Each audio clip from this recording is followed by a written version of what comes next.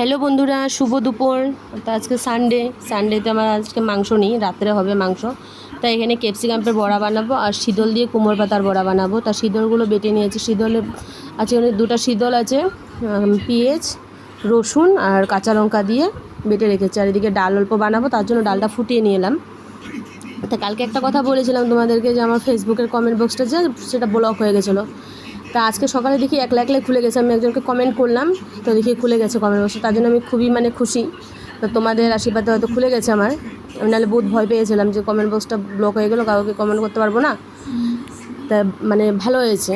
তাই এদিকে ডালটা বানিয়ে নিলাম, রাঁধুনি সম্বার দিয়ে, শুকনো লঙ্কা সম্বার দিয়ে ডালটা বানিয়ে নিলাম।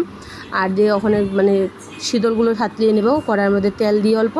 তো শীতলগুলো সাঁতলিয়ে বড়ার মধ্যে, পাতাগুলোর মধ্যে দিয়ে ভেজে নেব সুন্দর করে। এই বড়া খেতে কিন্তু আমার খুবই ভালো লাগে। সবার হয়তো ফেভারিট এই পাতার বড়াটা, কিন্তু আমারও ভালো লাগে। এই দেখো বড়াগুলো পাতাগুলোর মধ্যে দিয়ে মুড়িয়ে রেখেছি, এখন খালি বানাবো। তো কড়াইয়ের মধ্যে অল্প করে সাদা তেল দিয়ে একটা একটা করে বড়া বানিয়ে নেব। তো কার কার ভালো লাগে প্লিজ একটু কমেন্ট করে জানিও, বা একটা লাইক করে দিও, আমারও ভালো লাগবে। তো একটা একটা করে দেখো, একটা না সরি, দুটা করে দিয়েছি। আর এদিকে একটু ক্যাপসিকামের বড়া বানাবো ডাল দিয়ে খাওয়ার জন্য। কালকে ডিমের তরকারি আছে, হয়ে যাবে আমাদের খাওয়া।